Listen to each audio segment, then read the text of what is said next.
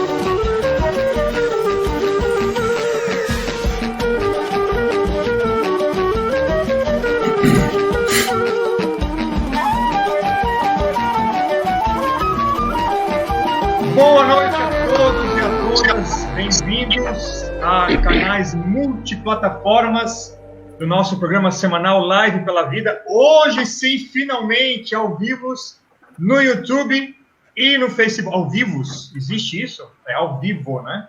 Ao vivo no Facebook e também no YouTube. Uma alegria muito grande a gente poder, então, estar juntos, né? Na noite de hoje, nesses dois canais aí simultaneamente, né? Transmitindo para a gente com mais qualidade esse nosso programa.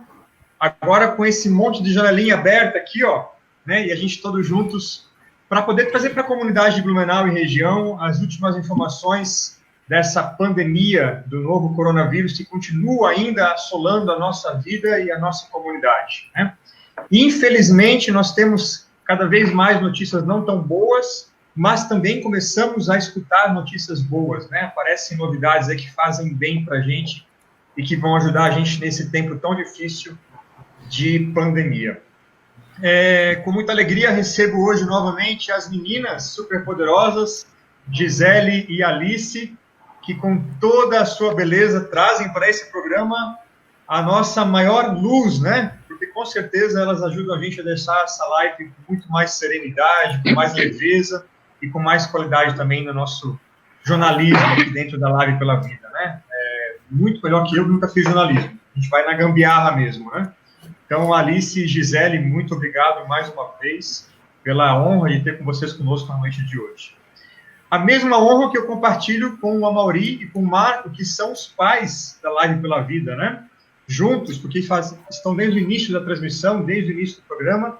O Amaury é quase vovô já da Live pela Vida, já estava antes de começar, né, o programa.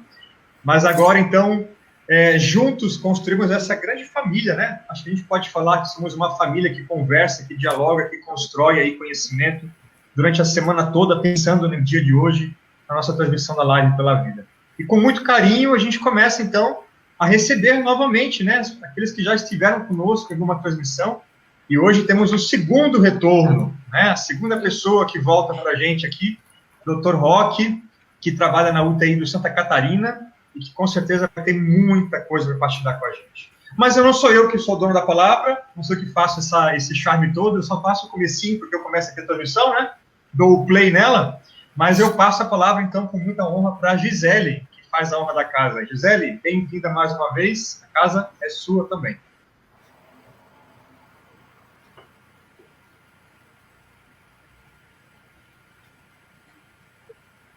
Microfone desligado.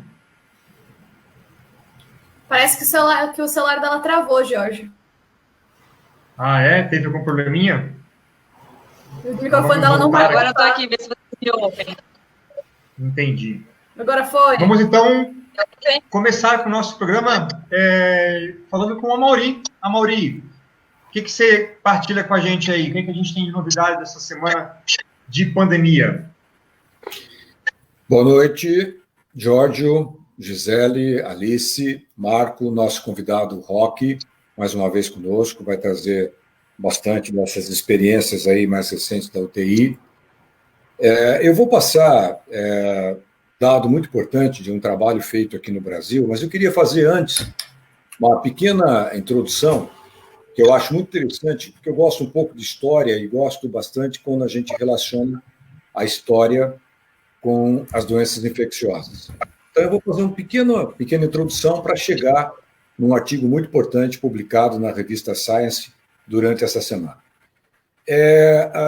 Nós todos vivemos, né, num mundo que nós estamos totalmente interconectados. E a gente pode dizer que a gente vive num mundo microbiologicamente unificado, né? O ser humano ele tem uma capacidade incrível hoje em dia de se movimentar, de se mover, de se mudar de local para local de uma maneira muito rápida. Mas nem sempre foi assim, né? Se a gente analisa a evolução do deslocamento humano, lá atrás, quando a gente ainda só se deslocava através dos nossos pés, né, como seres bípedes, nós atingimos poucas distâncias. Provavelmente o suficiente para caça, para sobrevivência. Vivíamos num período assim de extrema mutabilidade, do ponto de vista de não ser seres que habitavam um determinado local, né? Nós tínhamos realmente um perfil completamente diferente do que nós temos hoje. Eu acredito que o grande ponto de partida vem com o surgimento das embarcações, né? Eu fui pesquisar quanto tempo faz que o ser humano se desloca através de embarcações fluviais ou marítimas. 10 mil anos. O registro arqueológico é de 10 mil anos de embarcações descobertas na Holanda, principalmente na França. E é com esse deslocamento através de rios e principalmente através dos mares que os seres humanos passam a fazer colonização e passam a fazer trocas de mercadorias, aquilo que a gente chama de uma mercadoria econômica. Isso tem um impacto quando a gente fala em doença infecciosa, porque a primeira pandemia acometeu o planeta Terra, nós eu acho que temos quase que certeza que foi a varíola, né? E essa pandemia ela acontece na hora que a gente liga o velho mundo com o novo mundo. E isso aconteceu principalmente por causa das embarcações marítimas, principalmente, né? Só para a gente ter uma ideia do impacto do que foi a varíola, sem dúvida alguma, foi a doença infecciosa que mais matou. Acredita-se que ela tenha dizimado em torno de 300 milhões de pessoas durante o período que ela esteve aqui no planeta Terra. É bom ressaltar que a gente não tem casos de varíola desde 1979. O último caso foi em 1979. Mas é possível que 90% da população asteca, da população maia e da população inca foi dizimada quando os espanhóis vieram colonizar a América e trouxeram nas suas embarcações o vírus da varíola. Então, um povo que nunca havia entrado em contato com um vírus completamente diferente, com uma alta taxa de letalidade, não tinha nenhum tipo de imunidade para combater esse vírus. Depois a gente teve o advento das estradas, né? As estradas, não como rotas assim, como trilhas, mas as estradas como a gente conhece hoje. Ou seja, estradas com certo tipo de pavimentação. Isso tem uma data de mais ou menos 5 mil a 6 mil anos atrás. Responsáveis por transportar pessoas, por transportar animais e por transportar cargas. Um dos exemplos mais incríveis relacionados a epidemias e estradas é o HIV, que é uma doença relativamente nova da época moderna, mas que o vírus HIV existe provavelmente desde 1900. Mas é na década de 60 que ele se torna um problema, principalmente na África, chamada África Subsaara, aqueles países que estão ali abaixo do deserto do Saara, no continente africano. Principalmente o antigo Zaire, hoje República Democrática do Congo. Por que a gente fala do HIV de estradas? Foi comprovado cientificamente que áreas com alta densidade de estradas na África são áreas com maior densidade de infecção por HIV. E se viu que, principalmente, a população dos profissionais de sexo e de motoristas de caminhão foram as pessoas que disseminaram o HIV no continente africano, e daí ele vai para a América e torna-se esse problema que a gente conhece até hoje. Mas a mais dramática via de transmissão, e agora eu estou chegando num ponto que eu gostaria de passar desse artigo que eu falei que iria comentar com vocês, é exatamente com a questão da via aérea, como uma via de transporte que se torna rápida e suficientemente potente para disseminar um micróbio, um vírus, de uma parte do mundo a outra de uma maneira muito rápida, né? Em 1903, os irmãos Wright fizeram o primeiro voo de avião sustentado e controlado na Carolina do Norte. Especificamente a Carolina do Norte, por causa do tipo de clima que existia lá, que possibilitava que uma aeronave pudesse permanecer no ar por um determinado período de tempo. 50 anos depois, o primeiro voo transcontinental foi de Londres até Joanesburgo. E aí a gente inaugurava uma era, né, onde a gente passa a ter um transporte extremamente rápido, extremamente eficaz, e que hoje se torna um grande disseminador de infecções, de doenças infecciosas, principalmente doenças virais. Nós temos hoje em torno de 50 mil aeroportos internacionais. Wuhan, agora entrando especificamente na nossa era aqui do coronavírus, Wuhan, que foi o epicentro, né, de surgimento da doença viral no planeta, antes de ser submetido àquele lockdown, Wuhan tinha 75 voos internacionais diários, partindo ali do seu aeroporto. Uma cidade que eu não conhecia, uma cidade quase que do tamanho de São Paulo, com 75 voos internacionais. O coronavírus surge ali, e dali ele, com certeza, se espalha pelo mundo. Essa publicação da Science é muito interessante, porque ela mostra, através de um esforço nunca antes feito aqui no país, de cientistas que mapearam a entrada do vírus, do coronavírus aqui no Brasil, a Science mostrou que o coronavírus entrou no Brasil pelo menos 100 vezes. Pelo menos 100 vezes. Entre o final de fevereiro e o início do mês de março. Né?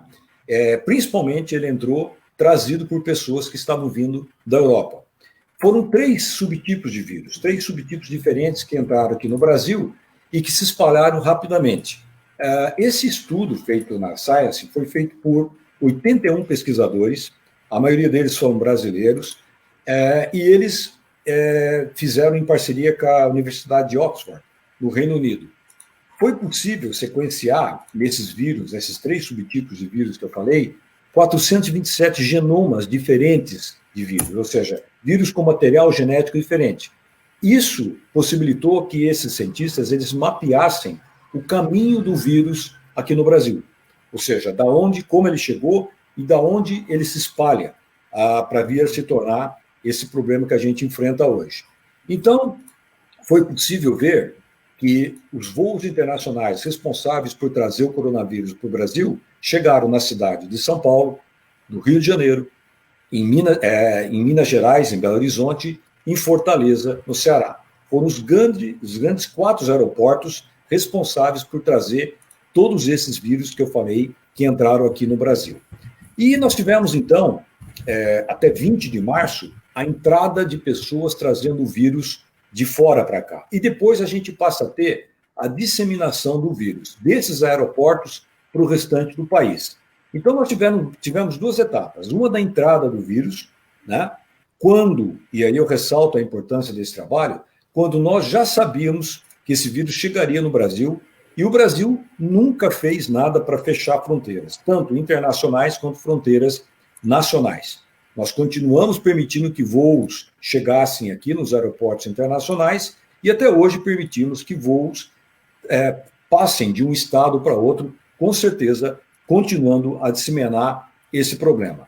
É possível avaliar, esse trabalho foi muito interessante, porque eu vi que a primeira onda de vírus chegou exatamente no Sudeste, na cidade de São Paulo. E a gente checa isso através da estatística. né? Quais foram os estados com maior acometimento, número de casos, consequentemente, número de mortes? São Paulo e o Rio de Janeiro. Então, o Sudeste, sem dúvida alguma, foi o nosso epicentro aqui no Brasil. E uma segunda onda aconteceu depois, especificamente no Rio de Janeiro, e uma terceira no Ceará, que provavelmente fez com que esse vírus se espalhasse pelo Nordeste e pelo Norte. Então, esse estudo ele mostra para a gente que essas medidas preventivas, se fossem tomadas lá atrás, com certeza nós teríamos feito um bloqueio dessa disseminação. Não vou dizer que nós não tivéssemos chegado a um número de casos relativamente importante, mas com certeza seria muito menor que o número de casos que a gente viu hoje, que a gente está acompanhando hoje, né? Tanto de número de incidência, vamos chegar próximo, provavelmente, aí, aos 100 mil óbitos agora, talvez nos próximos dias, e o número extremamente alto de casos no país inteiro, de casos registrados. Para não ficar apenas com esse dado da Science, e para terminar essa minha primeira parte, eu gostaria de trazer uma notícia bem interessante que foi publicada hoje, né? Nós todos estamos vivendo, né, essa expectativa de uma vacina ou de vacinas que possam bloquear esse processo que a gente vem vivendo, essa disseminação do vírus. Mas nós temos uma notícia muito interessante.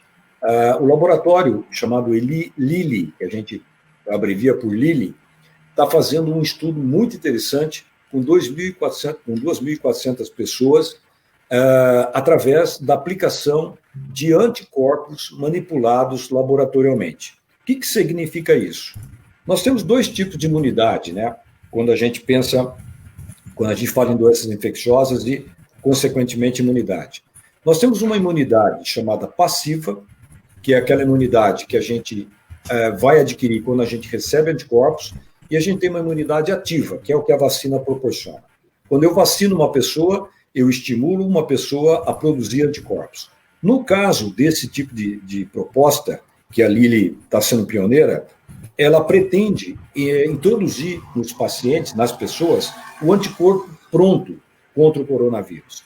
E é muito interessante que eles utilizam isso de modo sintético. Eles utilizam uma proteína chamada proteína Y, que é capaz de induzir anticorpos por meses, de modo que poderia servir como uma espécie, entre aspas, de vacina, onde eu já entrego para o paciente o anticorpo pronto.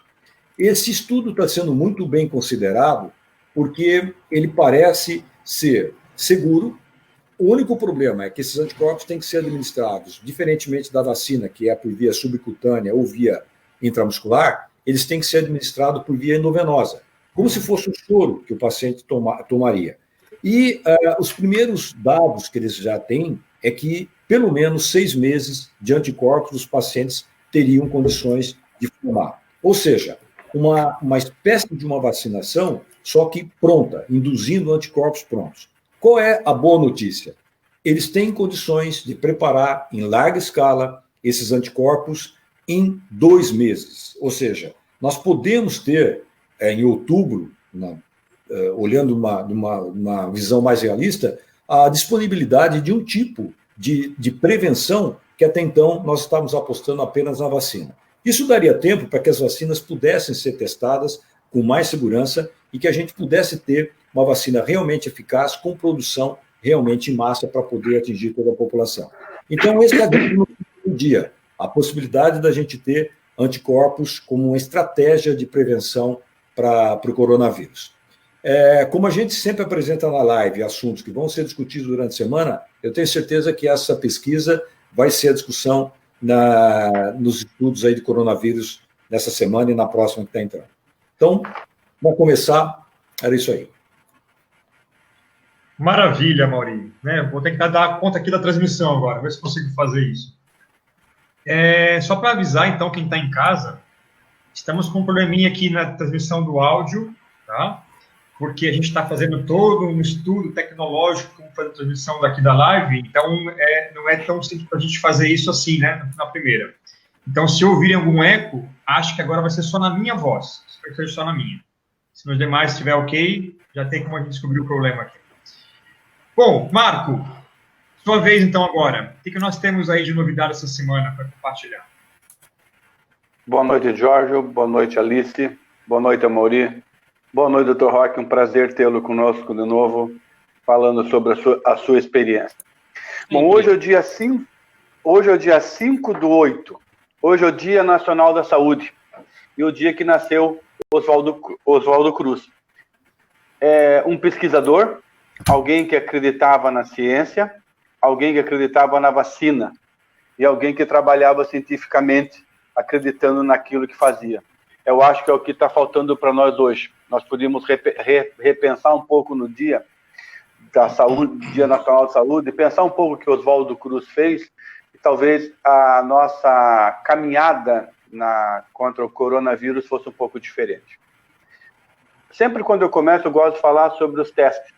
E o Instituto Nacional de Controle de Qualidade de Saúde, que está a Fiocruz junto, ele está fazendo um serviço, eu já comentei isso com vocês, fazendo um serviço pós-vendas, daqueles kits que estão no mercado. Especialmente, que tem o maior número, são os testes rápidos. E eles testaram 154 testes que estão no mercado, estão sendo utilizados no Brasil, e nós temos uma não conformidade, quer dizer, aquilo que está na bula, que eu já falei e gosto de repetir, não confere com aquilo que está na prática, de 35%. Então, 35%, segundo o Instituto e a Fiocruz, dos testes que estão à venda no mercado nacional, 35% não condiz com aquilo que está na bula. É um número preocupante, é um número que nos deixa aflito, quem é de laboratório aflito, porque esses testes estão na farmácia e estão em, talvez, bares, postos de gasolina e aonde mais se possa adquirir teste e compra na internet, e isso é muito preocupante, interpretar um teste desse. Bom, o Amaury falou e várias lives sobre a Alemanha e o Vietnã, e eu fui fazer uma pesquisa para ver o que a Alemanha fez e o que o Vietnã fez. Dois países completamente diferentes, com social e econômicos muito diferentes. Então eu fiquei procurando saber o que os países tão diferentes fizeram para poder combater o coronavírus. Eles têm uma coisa em comum: comunicação verdadeira e rápida. A Alemanha fez uma comunicação verdadeira, rápida, fechou as fronteiras, fechou o comércio e disse, Angela Merkel disse numa entrevista, que a Alemanha tem o melhor serviço de saúde do mundo. Mas se o coronavírus entrar na Alemanha, como entrou na Itália, esse serviço não conseguiria suportar. Então, eles sabiam o que viria, e eles fizeram. Tanto que hoje eles estão preocupados com a segunda onda. Eles dominaram a primeira e já estão preocupados com a segunda onda. Por quê? Porque lá é verão e os alemães eles vão para a Itália, para a França e para a Espanha. E quando voltarem, talvez eles ainda tragam o vírus. Então isso está preocupando o governo alemão. Então o governo alemão quer fazer medidas mais drásticas. Ele quer fazer até testagem em quem entra na Alemanha, seja alemão, brasileiro, americano, que venha de uma área de risco. E o governo está fechado nisso. O ministro da Saúde disse que nós não podemos enganar os alemães dizendo que essa pandemia já passou. Ela sempre está em redor da Alemanha. Então, esse foi a maneira que os alemães tiveram para dominar. E o Vietnã, que não é um país, não é uma potência, é um país pobre, não tem a magnitude que a Alemanha tem, mas ele agiu rápido, ele fez uma testagem agressiva, ele fez um rastreamento de contato muito bem feito em 4 níveis. O primeiro contato, e esse contato fez qual contato, os parentes, os amigos, chegaram a fazer de ruas.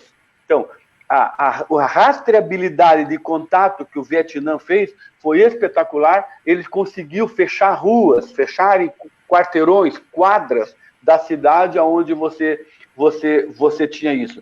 O uso da tecnologia, televisão, artistas famosos se engajaram na luta contra a pandemia, dizendo que precisava usar máscara, afastamento social. Então, o país se uniu. Uma comunicação aberta, transparente para a população daquilo que estava acontecendo. Eu acho que nada lembra o que nós fizemos no Brasil. Nenhum país de primeiro mundo, nenhum país pobre como o Vietnã, nós não conseguimos fazer nem o que o Vietnã fez, nem o que a Alemanha fez. No site dos Médicos Sem Fronteiras, eles têm um hospital, o Mauri, o Roque, que são um é paulistano, outro é paulista, que devem conhecer, TID Setúbal, fica na zona leste de São Paulo, não conheço o hospital. Os Médicos Sem Fronteira abriram 8 leitos de UTI lá. E lendo a reportagem, o que me chamou mais atenção foi o que eles falaram, que a pandemia não acabou. A pandemia não acabou. A pandemia, ela está em São Paulo, mas só que agora ela está na periferia. E isso é muito preocupante. O que está acontecendo é muito preocupante. Bom, eu vou agora ser um pouco repetitivo no que eu sempre falei. Eu vou ser um pouco repetitivo porque os absurdos também estão se repetindo. Então vamos lá. Teste rápido tem que ser feito na farmácia. Não, desculpa, teste rápido tem que ser feito em laboratório. Não pode ser feito em farmácia. Não pode ser feito em outro lugar onde você não vai ter como comparar com positivos e negativos. E tem um elemento na pandemia que é igual a toda pandemia. E esse elemento é o comportamento humano. O comportamento humano igual desde a primeira pandemia que nós tivemos até agora. É pânico, medo, acreditar em cura rápida, acreditar em remédio rápido, acreditar em falsas notícias. Isso é comum em toda pandemia. Nós pegamos desde as primeiras pandemias, onde começou a quarentena lá com lepra, e depois nós vamos para a peste negra em Veneza, onde eles colocam a quarentena, o conceito quarentena mais forte, as mesmas coisas, remédios milagrosos, teorias inconsistentes, a dúvida na ciência, isso tudo faz com que a gente lembre o que está acontecendo hoje. É muito parecido com toda a tecnologia que nós temos, nós continuamos tendo as mesmas dúvidas, os mesmos medos e os mesmos receios. Falando rapidamente de exames, eu quero dizer o seguinte: exame para diagnóstico de Covid é PCR. Esse é o diagnóstico. Já falei isso e vou continuar falando, acho, toda a live, porque os absurdos que saem por aí são, sinceramente, nos obriga a ser repetitivos. Existe hoje um teste de antígeno, que não é PCR, é pesquisa de antígeno. Esse ele tem que ter dia para fazer, ele depende da carga viral. O positivo dele tem 80%, 70%, 80% em relação ao PCR, mas ele precisa de carga viral. Então, ele não multiplica, ele não amplifica o vírus.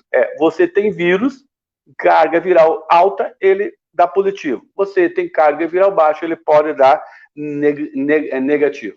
Testes rápidos, sorológicos, só depois de 15 dias. A turma, não, mas está lá escrito, de 7 dias começa a aparecer o IgM. Começa a aparecer, não está dizendo que vai ser detectado em 7 dias. Ele tem que chegar a um ponto que os kits consigam detectar. E este ponto de corte, hoje, se presume que seja entre 15º e 16º dia. Então, fazer sorologia antes disso, eu não vejo interesse nenhum e não vejo nada que vá facilitar. Só vai complicar. Levar para o médico uma sorologia num intervalo onde ele sabe que vai dar, o falso negativo é muito alto, eu acho que só vai complicar o diagnóstico.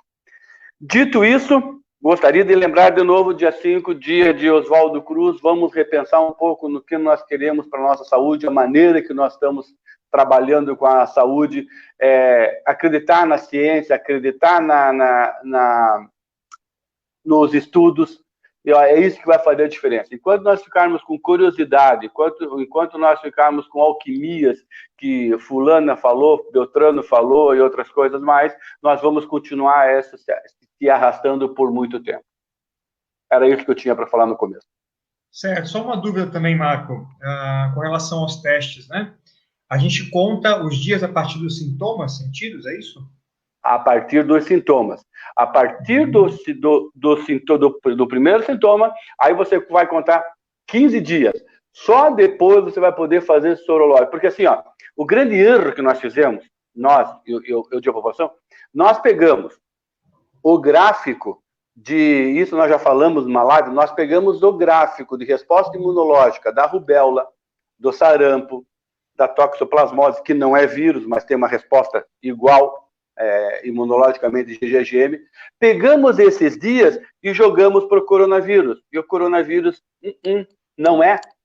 Ele não é. Ele está empurrando toda a nossa curva para a direita, ele está aumentando. Quando nós começamos a conversar, nós falávamos assim, ó, nós temos nível de PCR, nível de vírus alto, do 3º ao 5º dia. Não, hoje nós já falamos até 10 dias. Antes nós falávamos IgG, IgM, depois do 7º dia. Não, só depois do 15º. Pode aparecer depois do 10º dia, mas ainda vai ficar duvidoso. Então, só depois do 15º. Então, isso é importante saber. Isso a população tem que saber. Quem trabalha com isso tem que informar que tipo de teste tem que ser feito. Então, vamos lá. Para as pessoas entenderem quem está ouvindo a gente em casa, né? Acompanhando a gente em casa. Senti hoje, primeiro dia eu estou sentindo um sintoma diferente. Qual é a minha reação, então? Eu espero passar uma semana para procurar o PCR? Não. Sentiu sintomas, qual é o exame? PCR. Certo. Quando é que você vai ter o maior número de... Quando você vai ter carga viral aumentada? Do 3º ao 10º dia. Ali você vai ter carga viral alta. Eu também queria escutar a opinião do Amaury, do Roque. O CDC lançou, semana passada, uma diminuição do isolamento para 10 dias.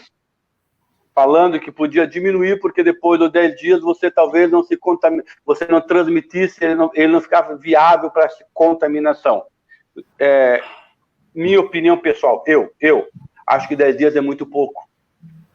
Nós conhecemos muito pouco desse vírus para nós já diminuirmos os tempos de isolamento. Mas o CDC está colocando isso em prática nos Estados Unidos, a Organização Mundial da Saúde também está apoiando isso. O Brasil continua com 14 dias, não mudou o isolamento. Posso só fazer um comentário, assim, que o Marco falou? Deixa eu fazer uma colocação baseada na experiência clínica e que eu acho importante as pessoas entenderem, né? O Marco fez um panorama da questão do PCR, mas veja, vamos pensar na parte prática. O paciente que tem sintoma, ele deve procurar a indicação do médico para fazer o teste, né? Acho que isso fica bem claro. Eu não sou, me posiciono de uma maneira contrária de você elencar, por exemplo, dia 3 para fazer o exame. Tipo, comecei com febre hoje, não, espera até sábado, até sexta para fazer o exame. Não. Primeiro porque você vai depender de conseguir agendar o exame para esse dia. Pode ser que você perca essa data. Hoje nós temos estamos tendo uma certa flexibilização nas datas, mas até a semana passada era difícil conseguir agendar, seja em laboratório público, seja em laboratório particular, era muito difícil conseguir marcar o exame. Então, a recomendação tem sintoma? Testa. Tá? Se por acaso vem negativo e você mantém essa suspeita, você pode retestar. Mas é importante não perder esse período, porque nesse período você está infectado, você está transmitindo, você deve se ausentar do teu trabalho, se ausentar do contato, do convívio social, né? Porque é um período, em tese, que mesmo que você está esperando o 3º dia para fazer o teste, você é um indivíduo transmissor. E a gente sabe que esse indivíduo já está transmitindo 1 a 2 dias antes, né? Então parece que não é razoável, na minha opinião, colocar data para coletar exame. Tem sintoma? Faz o teste. Eu acho que isso agiliza e permite que a gente tenha uma visão mais dinâmica do que está acontecendo e fazer exatamente o que o Marco falou. Tudo se baseia em diagnóstico precoce, rastreamento e isolamento. Né? Se eu vou deixando esse paciente passar o tempo dele para ele coletar o teste, eu posso perder um tempo muito interessante. 48 horas é muito tempo para esse indivíduo continuar transmitindo esse vírus para as pessoas com quem ele está entrando em contato. Apenas esse adendo aí em relação a essa questão da data. Coleta exame sempre que tiver exame, que tiver sintoma, desculpe. Pois é, doutora Mauri, até um questionamento da nossa colega Gisele, né, que acabou por problemas técnicos também caindo aqui na nossa live, ela mesma trouxe, eu acho que mais que um comentário, uma crítica, né, que o maior problema agora está sendo a falta de respeito da própria população, né, que a gente tem essas proibições, a gente tem essas instruções, tem tantas restrições, mas continua acontecendo aglomeração, não só de festa, né, mas saindo na rua o pessoal se aglomera, não está seguindo as orientações com as máscaras, né, como o próprio doutor Mauri falou na live passada, né, quantas pessoas que realmente estão usando mais de uma máscara para o local de trabalho, para trocar a máscara quando é necessário, né? Estão lavando as mãos, a gente sabe que muita gente a gente fala que as pessoas cansaram, né? Então pararam com aquele hábito de lavar a mão, pararam de cuidar com a máscara, só que a gente vê os números continuam aumentando, né? Então realmente a gente está tendo esse problema agora realmente de, não só de conscientizar a população, mas de reforçar, né? Continuar lembrando que tem que seguir todas as recomendações, porque não adianta ter tudo isso se o pessoal não está seguindo, não é mesmo?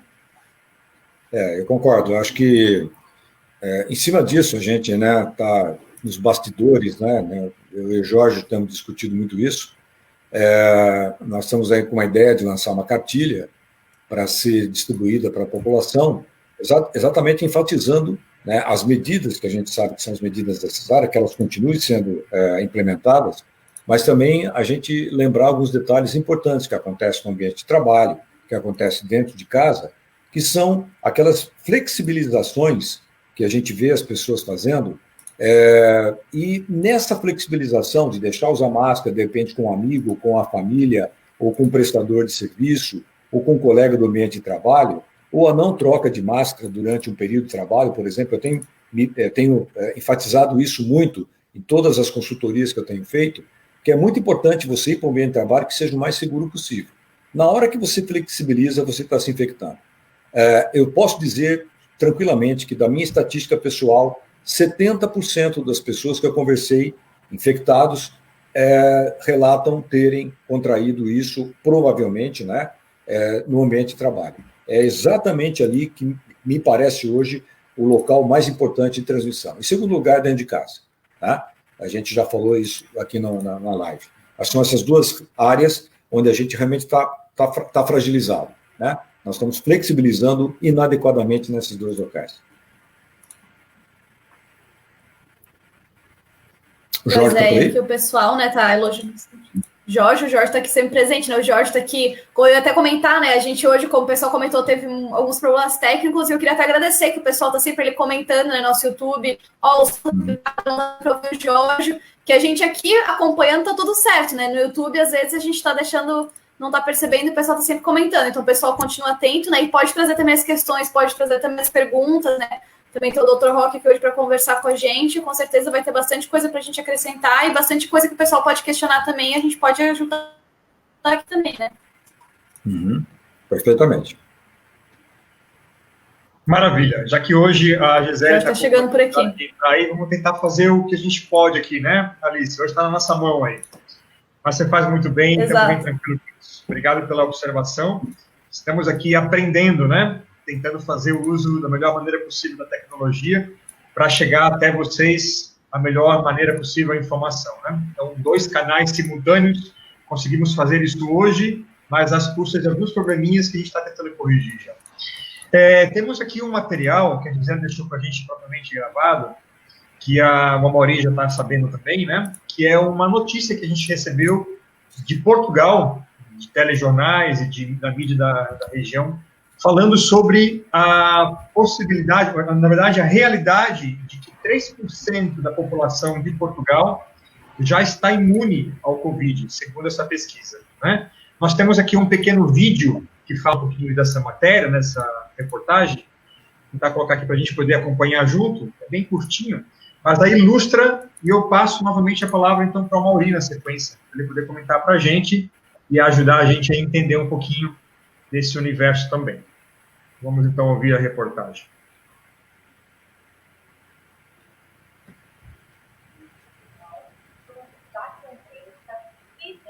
A Covid-19, mas que são boas notícias. Um desses destaques é um estudo que foi realizado pelo Instituto Ricardo Jorge de Portugal, e que tomou conta dos adultos. Esse estudo diz que cerca de 3% da população portuguesa é imune à Covid-19. Cerca de 300 mil pessoas que vivem em Portugal já não pegam mais coronavírus. Por quê? Essas pessoas tiveram contato com o vírus, foram infectadas, acabaram pegando de alguma forma, mas muitas delas não tiveram sintomas, não tiveram sintomas muito graves. Esse estudo foi um dos destaques dessas imagens aí que você está vendo, é uma reportagem do canal CIC Notícias, e essa reportagem diz também que o governo vai utilizar esse estudo para monitorar e traquear sistemas de defesa para o que eles chamam de uma nova vaga, ou seja, a possibilidade de uma nova onda de contágios, possivelmente deve acontecer lá pelo mês de setembro, quando começa o outubro. Muito bem. Comentários, Amorim? Vamos falar sobre essa questão da imunidade e a experiência de países, né, que já passaram por essa, entre aspas, primeira onda, né? Sempre se discutiu qual é o real número de pessoas infectadas, né? Por quê? Quando nós detectamos pacientes e aquele númerozinho aparece lá, tantas mil pessoas, ou milhões até de pessoas no mundo todo, esses casos são geralmente casos, a maioria absoluta deles são casos que tiveram algum tipo de manifestação clínica. Nós temos uma estatística de aproximadamente 40% a 42% dessas pessoas dos pacientes infectados não vão ter sintomas. Consequentemente, esses pacientes podem perfeitamente não serem elencados epidemiologicamente como pessoas infectadas. A gente tem uma ideia da soroprevalência. O que é soroprevalência? É o número de pessoas que foi infectada num determinado local. Você pode estudar isso num bairro, na sua cidade, no seu estado, no seu país, né? Através de inquéritos sorológicos. Isso que o Marco tinha falado anteriormente. Sorologia vai mostrar anticorpos, né? Tomando por base que a sorologia mostra anticorpos, eu parto do pressuposto que esse indivíduo foi exposto ao vírus e que desenvolveu uma resposta imune. O que a gente tem observado? A maior parte dos países tem ficado em torno de 5%. Eu acho que já falei em lives anteriores aqui que a Espanha, a Itália, a própria Alemanha, agora tem esse dado aí de Portugal. Brasil, o que a gente tem do Brasil? São Paulo fez recentemente um inquérito epidemiológico e mostrou 11%. A cidade de São Paulo, a grande São Paulo, 11%, sendo que boa parte dessas pessoas eram pessoas da periferia, né? Então, nós temos mais ou menos uma ideia de que um número que fica entre 3, 5, talvez um pouco mais, seja um número de pessoas que foram acometidas num país. Aí eu estou incluindo pacientes que foram para UTI, pacientes que fizeram o diagnóstico ambulatorial, né? Ou pacientes que apenas souberam que tiveram infecção porque fizeram o teste sorológico, porque fizeram a pesquisa de anticorpo, não tiveram nenhum tipo de sintoma. Veja, isso mostra o que para a gente? Que a maioria das pessoas não é exposta ao vírus. Tá? Aqui em Blumenau, a gente está chegando mais ou menos, pelos números oficiais, nós devemos ter, somando os infectados e não tem conhecimento, nós podemos ter cerca de 8% a 10% da população infectada. Mesmo assim, eu tenho o quê? 90% ainda de pessoas com risco de pegar o coronavírus.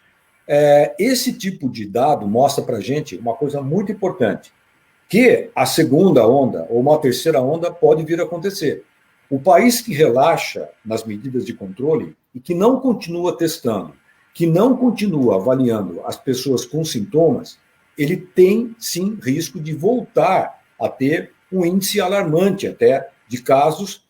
Onde está acontecendo isso? Nós estamos vendo isso hoje. No Japão. O Japão teve uma queda do número de casos, um controle muito interessante, e agora observa um número de crescimento realmente preocupante. Israel também teve um controle interessante, reabriu o comércio, reabriu escolas, está mostrando um número novamente crescente de casos. Isso, na verdade, não é bem até uma segunda onda, isso é, na verdade, uma primeira onda que não foi devidamente controlada. A segunda onda é quando você mantém um período de controle adequado por um período prolongado e você começa a ter uma nova incidência de casos, né, tendo em vista um número enorme de pessoas que não foram infectadas. Então, é muito importante que, mesmo que a gente vá observando uma queda do número de novos casos, a gente vá observando um controle dessa infecção, entre aspas, na nossa comunidade, o controle que nós todos temos que ter, né, nas nossas medidas de prevenção, elas têm que continuar sendo feitas, esse controle precisa ser feito sempre, até que a gente consiga ter algo que realmente induza imunidade na maioria das pessoas, né? Isso só viria através de uma vacinação.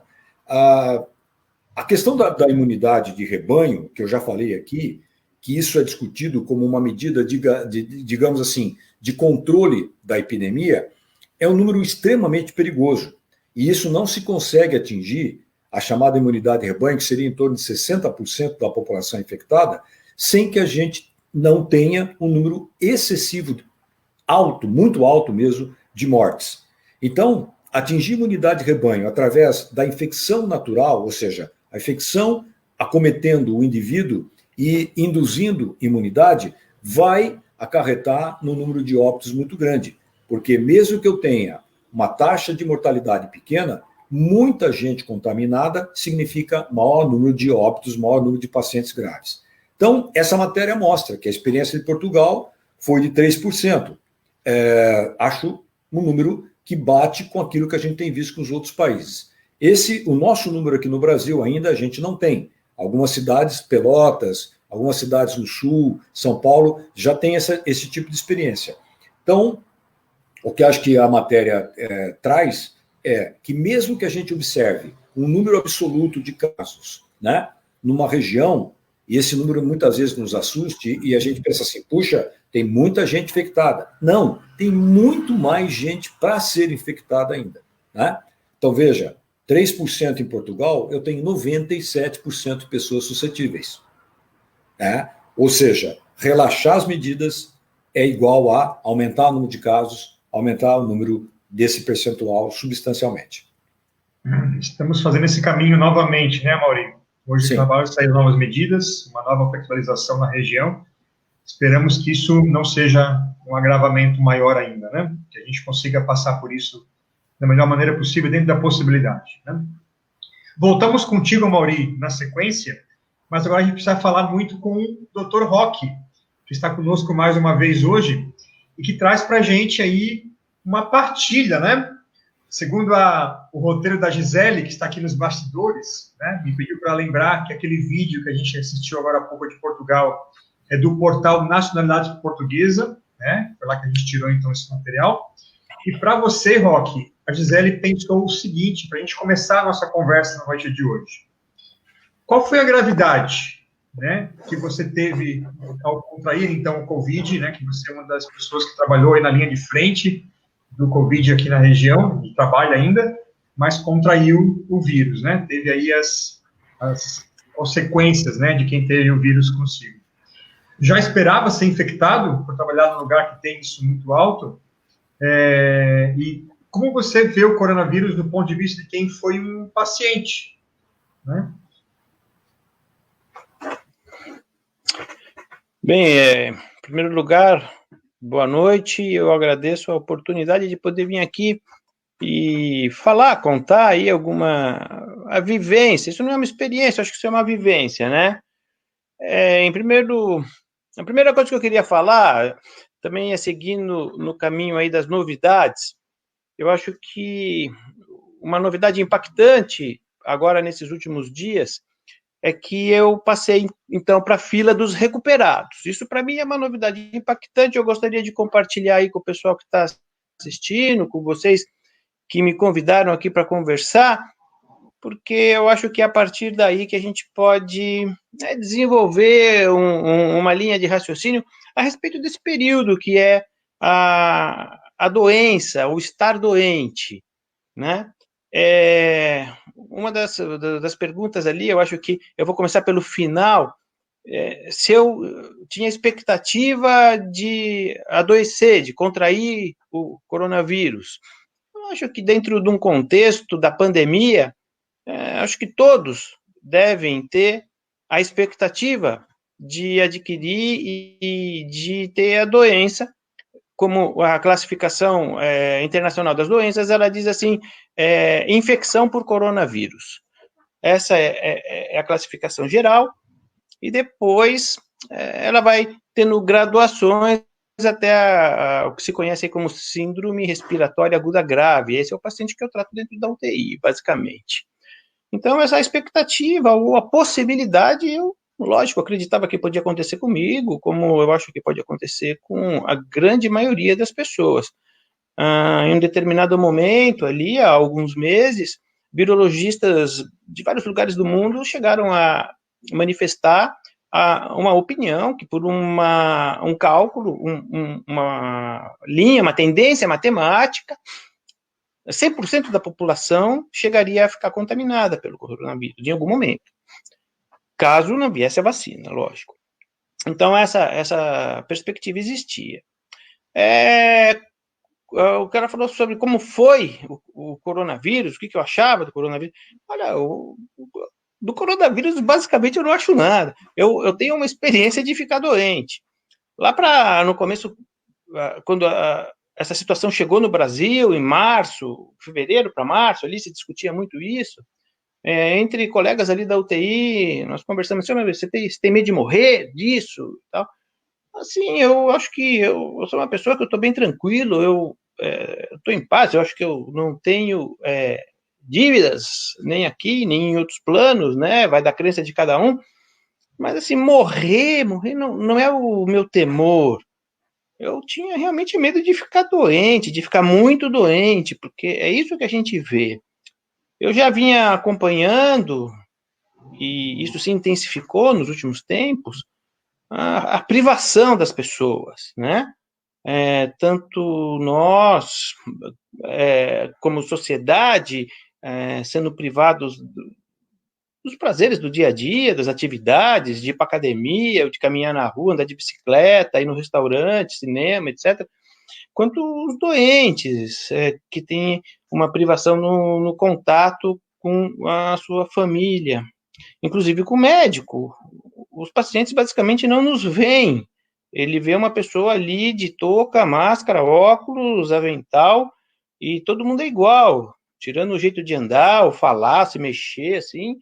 Eu acho que se colocar tudo no parado é igual. E depois disso, eu vou puxar um pouquinho uma coisa que o Amaury, uma fala do Amaury, acho que de 2 semanas, Amaury, falasse que a doença, você entendia que a doença estava vindo por um caminho, uma doença imunológica, foi esse, acho que o termo que usasse ali. Eu não quero entrar em controvérsia, fazer contraponto, nem nada. Eu vou puxar um pouquinho antes dela ser imunológica, para que a gente desenvolva uma linha de raciocínio a respeito da situação ali. É uma doença, por definição, infecciosa. É um vírus que causa uma patologia, uma doença, um estado mórbido em alguém. Então, ela parte, num contexto geral, é uma doença infecciosa. Aí, esse vírus ele se aloja principalmente nas vias aéreas e ela tem manifestações que podem ser imunológicas, respiratórias, cardíacas, vasculares, causando trombose. O exemplo, acho que mais recente, de uma situação muito grave, foi aquele comentarista esportivo, conhecido aí, era da televisão, muito querido, inclusive, por todo mundo, com quem ele trabalhou, com quem assistia, que teve uma trombose de uma veia do cérebro e morreu. Ele fez o teste meio que ao acaso, porque ele ia ter contato com alguém, teve contato, teve o diagnóstico antes de ter os sintomas. E ele foi tendo sintomas de forma progressiva, a partir dos dias, até que chegou a morrer. Essa é um exemplo de uma manifestação ali vascular, que envolve coagulação, foi no sistema nervoso e ele teve ali, então, um infarto, um dano cerebral muito grande e morreu. Essas eu acho que seriam as manifestações no indivíduo doente. Por outro lado, existe ainda uma manifestação social. Esse vírus é um vírus que ele adoece e ele adoeceu a sociedade, mesmo quem não teve contato com o vírus, quem não foi contaminado, quem não foi infectado, está doente dentro de um contexto social.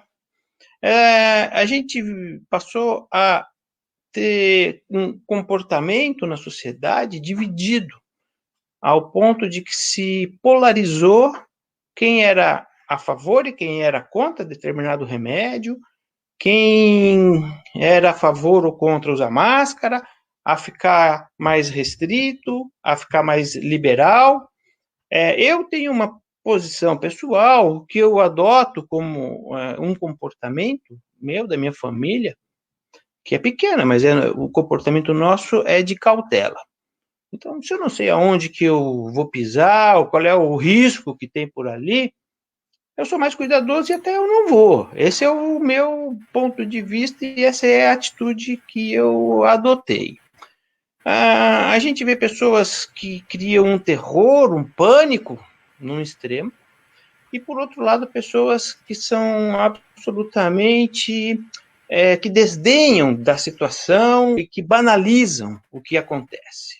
Esses dois extremos, eles só causam tumulto, eles não ajudam em nada, e entre esses dois tem aqueles que trabalham, de alguma forma, buscam ajudar, seja através de atitudes sociais, sei lá, fazer cesta básica, ajudar quem está doente no prédio, no condomínio, ou como eu, que trabalho no hospital, atendendo aquelas pessoas que precisam e tentando proporcionar a eles um tratamento, acima de tudo, digno, nós acreditamos seja de qualidade, e oferecendo os recursos que a gente dispõe, e que são recursos, eu digo que não são escassos, são recursos que a gente às vezes tem que fazer um contingenciamento, por exemplo, de medicamentos, às vezes usar determinado sedativo ou analgésico, aí depois esse aqui vai diminuindo o estoque, a gente muda para um outro lado, e assim vai, mas isso é a vida de todo mundo. Eu acho que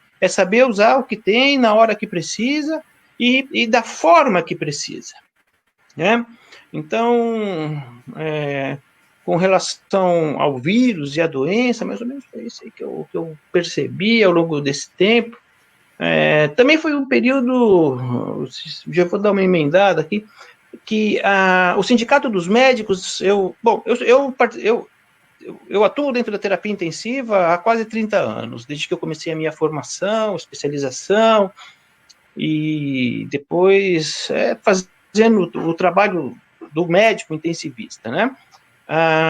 E durante todo esse tempo, desde o início, eu participo de eventos científicos, congressos, cursos de formação, atividades de reciclagem, né? E, por exemplo, novas tecnologias, elas são desenvolvidas e são apresentadas para que a gente incorpore na nossa atividade do dia a dia, e a gente vai fazendo essas reciclagens, isso é habitual.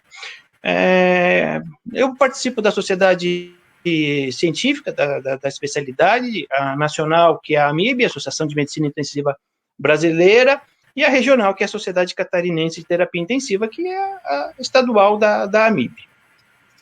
E, através, então, de um contato feito do Sindicato dos Médicos aqui com a SOCAT de Santa Catarina, eles desenvolveram um formulário de pesquisa, daqueles formulários assim que o sindicato pergunta, né, se está tudo bem ou se está tudo ruim, e querendo que a gente responda que está ruim.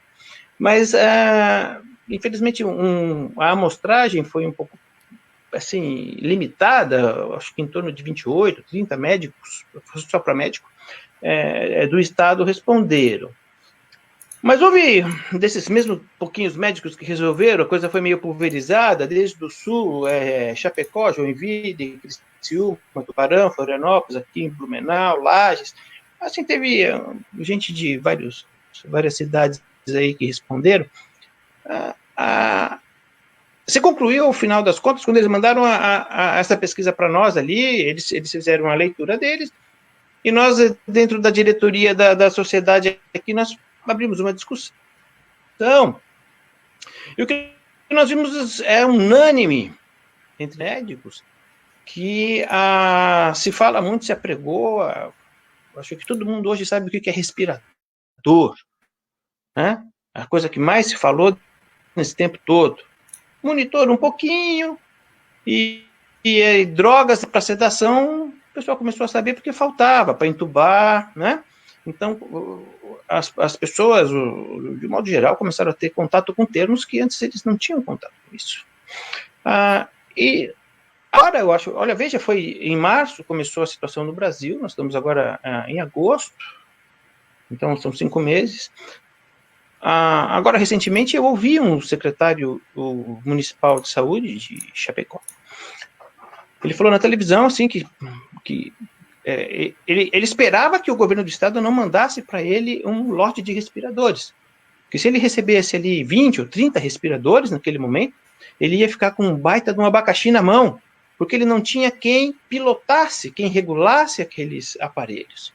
Então, mais uma vez, eles agora voltaram os olhos para a necessidade, não só do médico, mas do pessoal qualificado, capacitado, para desenvolver a atividade dentro da terapia intensiva. Me causa uma má impressão, medo, inclusive, quando eu ouço falar em leito de guerra. Ninguém me definiu o que é um leito de guerra, né?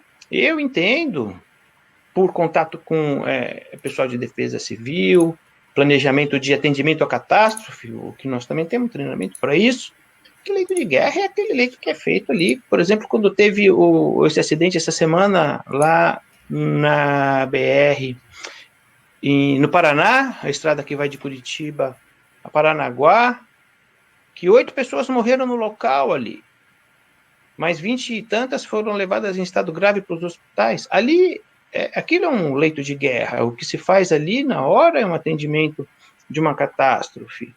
Nós não podemos, numa situação assim de uma doença que eu sei que está vindo, está chegando, não ter uma preparação adequada.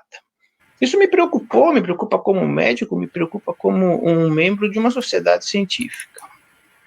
A outra questão aqui, só para fechar essa linha de raciocínio, é que, por definição também, e veja, eu não estou inventando nada, pandemia, ela é uma situação coletiva, né? Ela envolve um número infinito de pessoas, incontável de pessoas, e envolve toda a superfície do planeta.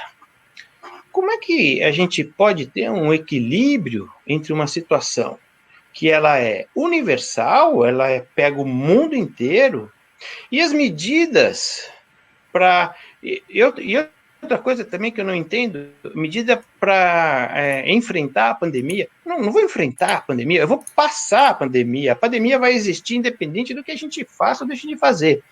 Mas as medidas instituídas, muitas vezes elas são individuais, né? Então, é um cidadão, não estou falando de uma cidade, eu entendo a necessidade de medidas adotadas em caráter assim, regional, seja um município, seja um consórcio de municípios, um estado, né? Porque o Brasil é muito grande.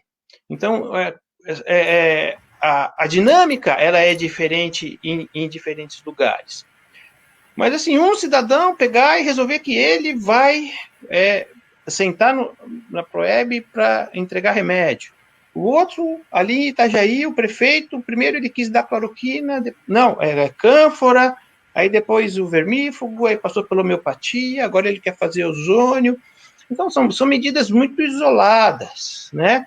Independente, assim, de partido político, convicção política e tal, eu acho que a EMA não sabe ler uma caixinha de medicamento. Então, isso banaliza o povo brasileiro, isso banaliza o médico. Eu fico muito sentido, enquanto médico, de ver esse tipo de coisa acontecendo. Pessoas usando a ignorância, né, da sociedade em relação à doença, a remédio, a cuidado, para se promover. Eles colocam em hospitais assim, eles acham que o UTI é um amontoado de equipamento num pequenininho espaço, tem monitor e respirador, ele chama de UTI, vai lá e põe no jornal que abriu uma UTI lá. Quando assim, a gente sabe que não é. A UTI é uma unidade complexa, ela tem que ser bem elaborada para funcionar direito, ela precisa de apoio. O Marco é um exemplo da necessidade de um apoio em termos de laboratório, seja de microbiologia, seja de imunologia, é uma questão muito complexa, precisa de pessoas capacitadas, qualificadas para trabalhar ali dentro. Outros serviços, hemodiálise, endoscopia, cirurgia. Então, a banalização, se a gente, minha opinião, entre o histérico, aquele que sai por aí falando que o mundo vai acabar por vírus, e o que banaliza, eu acho que o que banaliza, ele deturpa a realidade e o ser humano profissional que se dedica a exercer e fazer um bom trabalho. Nós somos praticamente anônimos, mas a gente trabalha muito. Eu trabalho numa equipe grande e as pessoas gostam do que faz. Se elas não gostassem, elas não estariam ali. Isso é uma verdade. Eu tenho que dizer isso de público. Obrigado pela oportunidade de vir aqui. Eu tenho umas coisas para contar. E desse tempo que eu fiquei isolado em casa, e é uma experiência, uma vivência interessante. Eu acho, não desejo para ninguém, mas é uma experiência interessante. A gente fica, às vezes, até meio anedótico algumas coisas, sabe? É legal. É legal poder falar depois sobre o que aconteceu. A gente agradece a participação, doutor Roque. Até o Wanderson César aqui fez uma pergunta sobre o seu caso, né? Sobre a situação do senhor. Se teve algum dia que teve sintomas, né? Se tem um dia, uma época específica aí durante essa época de infecção que foi o pior, né? Como foram os sintomas do senhor? Eu cortou um pouco, mas acho que é sobre a curva dos sintomas, né? Basicamente isso, o Wanderson, que ele quer saber.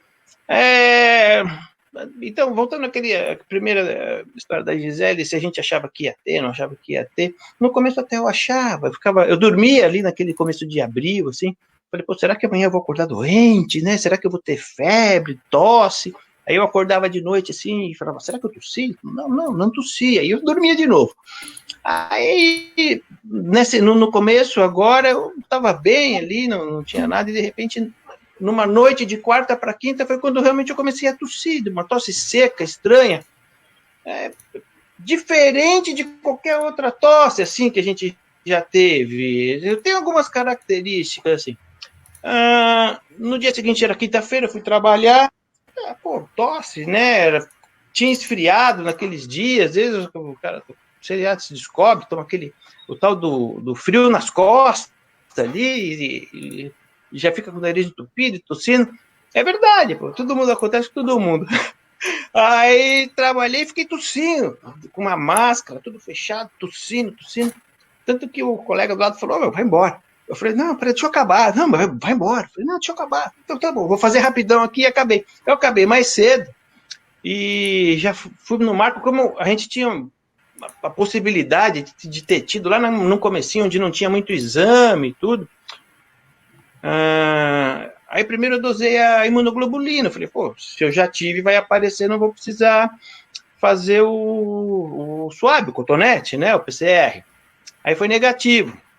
Mas como eu tinha começado ali de quarta para quinta, nós tivemos que aguardar mais um período para efetivamente fazer um exame numa época onde fosse confiável o resultado. Então, nós fomos aguardar até sábado.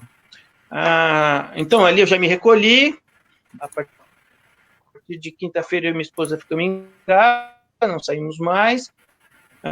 Sexta-feira em casa. Nós coletávamos de carro lá para dentro da tenda, o carro entra dentro de uma tenda, assim, no hospital, acho que poucas pessoas fizeram isso ali. Aí vem alguém, coloca um cotonete desse tamanho, assim, ó. Aqui, ó. Assim, ó. No nariz ali.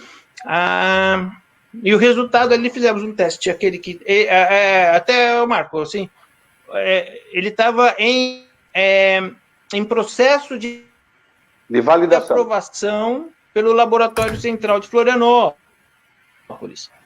Então, foi uma forma também de eu ajudar nesse processo.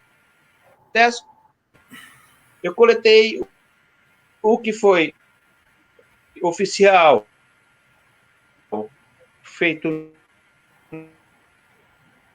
pelo Estado, e um que foi feito ali no laboratório do Hospital Santa Catarina.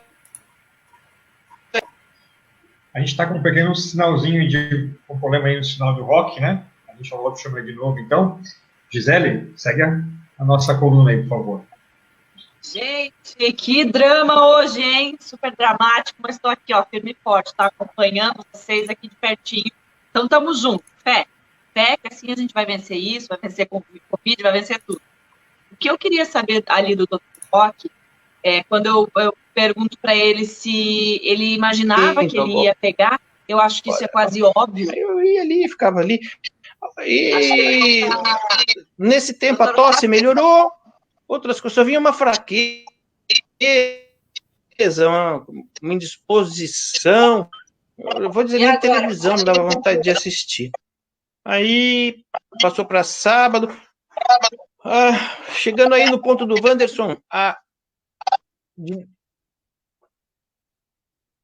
Alguém me ajuda, o que aconteceu aí, equipe técnica, que eu não estou entendendo nada. Mas me ouve? Oi, Rock, está ouvindo a gente? Agora eu estou ouvindo. Onde que era o problema? Acho que o Rock está acompanhando a gente agora, Rock. E estava com um delayzinho ali, né? Daí acabou passando o áudio dele. Acho que sim. Rock, o sinal está ficando um pouco picotado para a gente. Te chamamos na sequência novamente. Tá bom, estou ali. Então tá. Então a gente vai chamar o Dr. Rock daqui a pouquinho, né, Jorge? Então, vou falar uma coisa que eu fiquei muito feliz dele ter comentado, que foi justamente a morte daquele comentarista e apresentador esportivo, Rodrigo Rodrigues, né? Foi uma surpresa, um choque a morte dele, porque foi exatamente como ele relatou.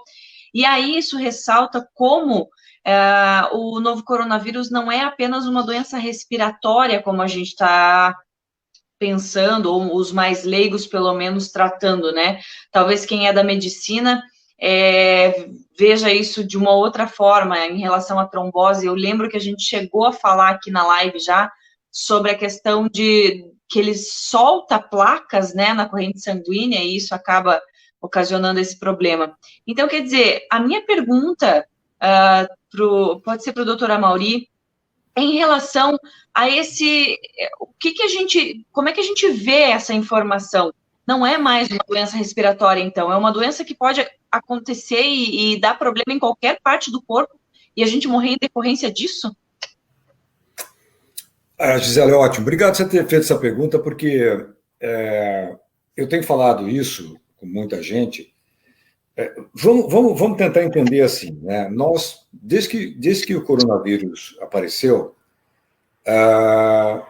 se a gente pegar o histórico dessa família do coronavírus, os vírus que causam resfriado comum, o vírus do SARS, de 2002, o vírus do MERS, de 2013, todos esses vírus, né, são 4 vírus causadores do resfriado comum, o SARS-CoV-1, o MERS e agora o SARS-CoV-2, né?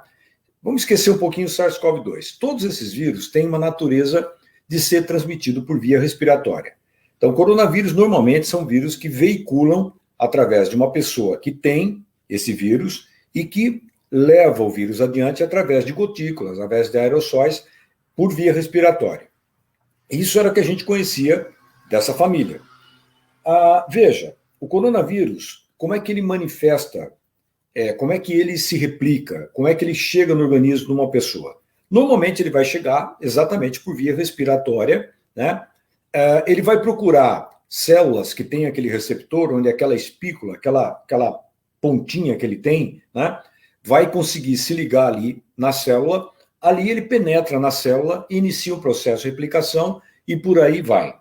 Mas a gente sabe que esses receptores, essas células, a gente não tem só na árvore respiratória, a gente não tem só no nariz, na boca, na garganta, no pulmão, né? Nas células pulmonares, que a gente chama de alvéolo, a gente tem no intestino também. Então, quando a gente fala numa doença respiratória, a gente pensa que, por ser um vírus de transmissão respiratória, o indivíduo só vai ter sintoma respiratório, né? Não. Por exemplo, eu conheço vários pacientes cuja única manifestação foi diarreia. Sem nenhuma tosse, sem nenhum tipo de perda de olfato, nada. Diarreia. Então, veja bem, esta é a característica que torna esse vírus extremamente diferente dos demais. Enquanto os demais, né, o caso do resfriado comum, a pessoa vai ter aquela coriza, espirro, congestão nasal, raramente vai fazer febre. No caso do SARS-CoV-1 e do MERS, era aquele quadro pulmonar importantíssimo que acontece também neste vírus que a gente está acompanhando, mas nós podemos ter manifestações não respiratórias. Aliás, é muito frequente. Eu conheço pessoas que tiveram dor de cabeça. Eu conheço pessoas que tiveram uma enxaqueca, de comentar assim, eu nunca tive enxaqueca na vida, de repente acordo e passo a ter 2 ou 3 dias de enxaqueca, fui fazer meu teste, estava positivo. Então é importante que vírus respiratório, no caso desse coronavírus, ele não causa só doença respiratória. Então é importante a gente distinguir assim. Ele pode perfeitamente ter manifestações muito diferentes, inclusive manifestações tromboembólicas, manifestações do aparelho digestivo, manifestações do aparelho renal, né?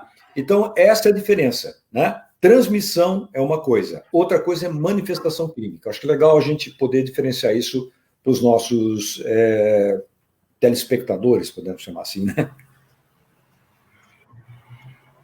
Os nossos seguidores, enfim, nossos queridos e amados. Obrigada pela explicação, doutora Mauri. Agora vamos ver se o doutor Roque está ok no áudio. Que eu queria, quando eu perguntei sobre a expectativa de ser infectado pelo coronavírus, era quase óbvio, porque você estava ali na linha de frente, numa UTI, tratando pessoas infectadas. Por mais aparato que exista, a chance de você ter, né, contato com o vírus é muito maior, porque já é confirmado que a pessoa que está ali, né, tem a doença. Mas o que eu te pergunto assim, como é que foi para você? Vou tentar só não ser repetitiva, mas só explicar o que eu quis dizer. Como é que foi para você ser infectado? Porque tem muita gente que ainda acha que não existe, que é história, ou que é só uma gripezinha, ou que vai se safar porque tá com a saúde boa, né?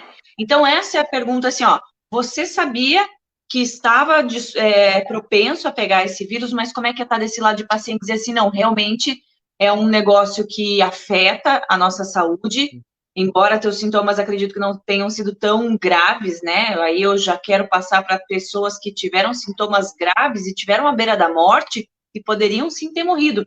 Nem todos têm a alegria de dizer, hoje eu sou da lista de recuperados, né, doutor? Então, é essa visão que eu quero. Como é que é ter os problemas em decorrência do coronavírus e poder dizer, sim, ele existe, é verdadeiro, e vocês têm que se cuidar. Bom, com relação ali aos sintomas, o período mais tenso, assim, ou onde eu me senti pior, foi ali entre domingo e segunda-feira, que até terça, que foram 40 horas, assim, de febre, que basicamente quase que não cedia, assim, era o remédio a cada 4 horas para a temperatura chegar a 37,5, 37,4, e logo começava a subir de novo, dava um mal-estar muito grande, e ficava entupido de remédio de antitérmico ali, né? Então, esse período, esses 2 para 3 dias aí me deixaram bem caído, inapetência, falta de vontade até de fazer as coisas. E a falta de ar eu não tive, manifestação respiratória também não. E depois, aos poucos, eu fui me recuperando, fui me sentindo melhor, mas passados os 14 dias eu voltei a trabalhar no 15º, que fechou na quinta-feira. Ainda me senti um pouco cansado, mas aí com mais 2, 3 dias a situação ficou bem tranquila aí, acho que fiquei zerado. O fato de eu trabalhar na UTI, e assim, talvez não por isso, mas talvez a UTI seja o lugar mais seguro para a pessoa trabalhar hoje, porque nós estamos cercados de protocolos de segurança, os equipamentos de proteção, a gente utiliza, e eu vejo todo mundo utilizar, ninguém negligencia o risco ali dentro do ambiente de trabalho. Nessa mesma época ali, onde eu estava no meu isolamento, saiu na mídia aqui em Blumenau que 170 e depois 180 funcionários da saúde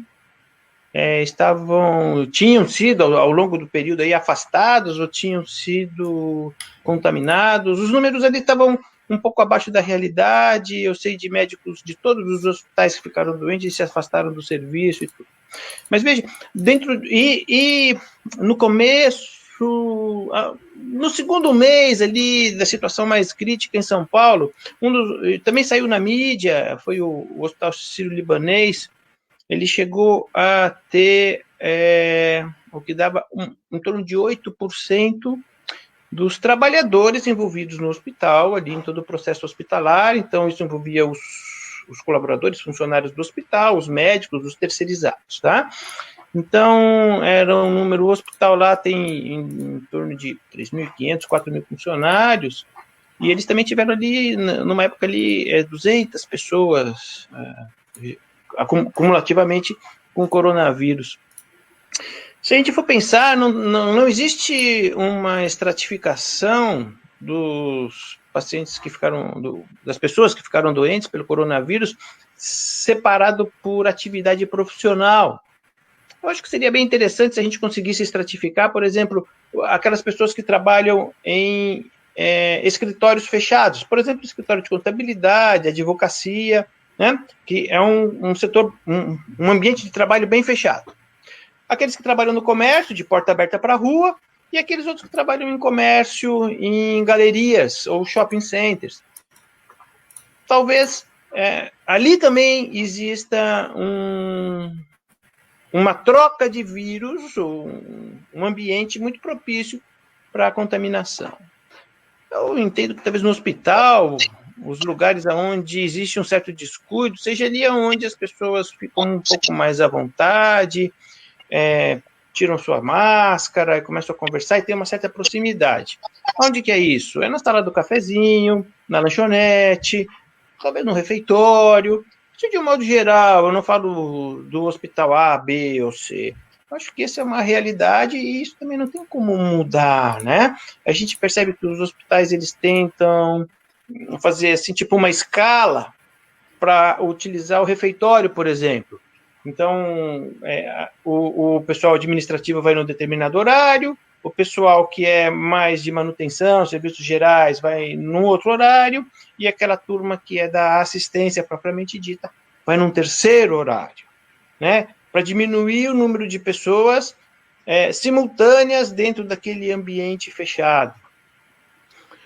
Quando você vai numa praça de alimentação, seja do supermercado, seja de um outro shopping, alguma coisa assim, as pessoas sentam também juntas, as pessoas que trabalham juntas, elas não moram juntas, elas trabalham juntas, elas acabam sentando ali para fazer a refeição pela afinidade, para conversar um pouco, porque a gente precisa disso, né?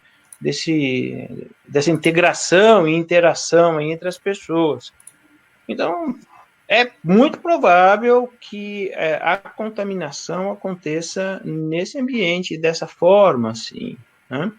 Que não é por vacilo, não é por descuido, mas eu acho que é um momento onde se baixa um pouco a guarda e todos esses protocolos, esses mecanismos de contenção física para contaminação, seja o distanciamento físico, seja uma máscara na frente do rosto ali, isso acaba rompendo um pouco, né? A mesa, a gente coloca a mão, alguém colocou a mão antes na mesa, é improvável que a cada pessoa que levanta ou sai de uma mesa ali que foi fazer a refeição, tomar um lanche, alguém foi lá e fez toda uma desinfecção, uma higienização, assim, daquelas nos conformes, né? Eu acho que no UTI o cuidado é bem maior, né? Sabe do risco ali. Até, doutora, aproveitando aqui, você está falando desses números, recebi aqui a informação de que 208 colaboradores dos 500 infectados no Hospital Santo Antônio retornam ao trabalho. Então, quer dizer, né?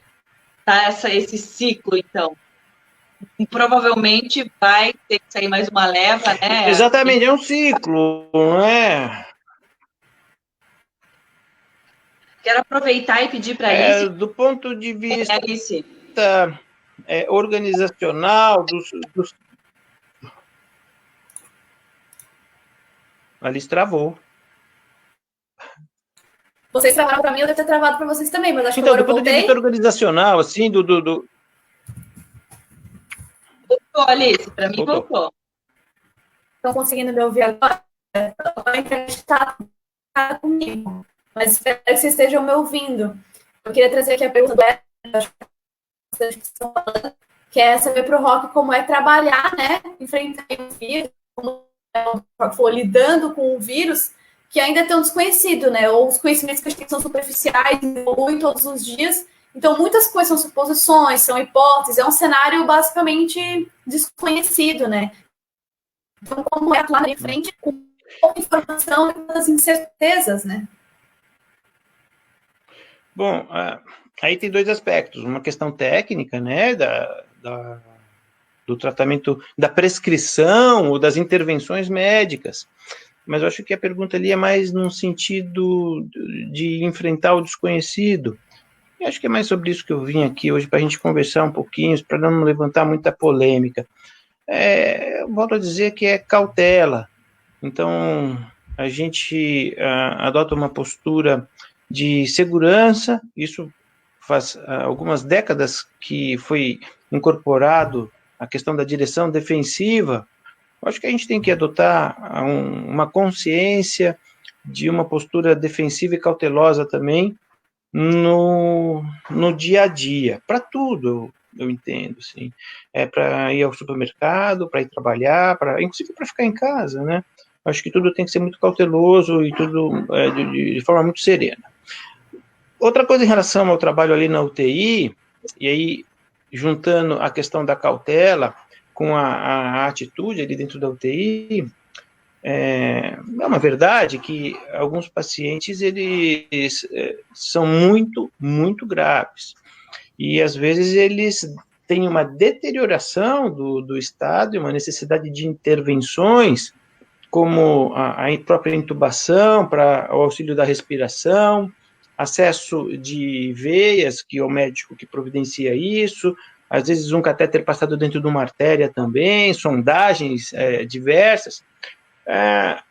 Aí vai do treinamento. Por isso que também eu volto a uma coisa que eu toquei antes ali, a respeito das pessoas capacitadas para trabalhar, as pessoas treinadas para trabalharem dentro da terapia intensiva.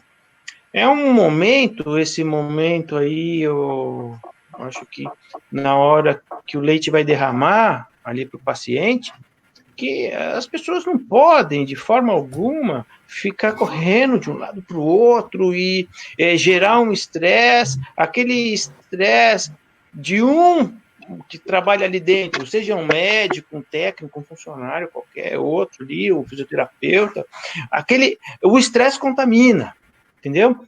Por outro lado, a serenidade, a atitude compassada, ela também contamina. E só que ela contamina de uma forma muito positiva e produtiva. Então, quando a gente está diante de uma situação assim, que os outros ali, alguém não sabe o que fazer, você fala, ouça, vamos fazer junto. E assim, agora é minha vez, agora é sua vez, é a vez do outro.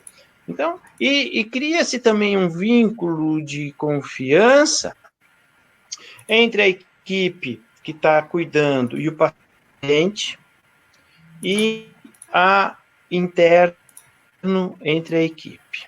A gente está com um probleminha no sinal do Dr. Roque. Né? Caiu. A gente chama ele na sequência novamente ali para ele poder dar a sua palavra final. Tá com uma falhinha aí. Jorge,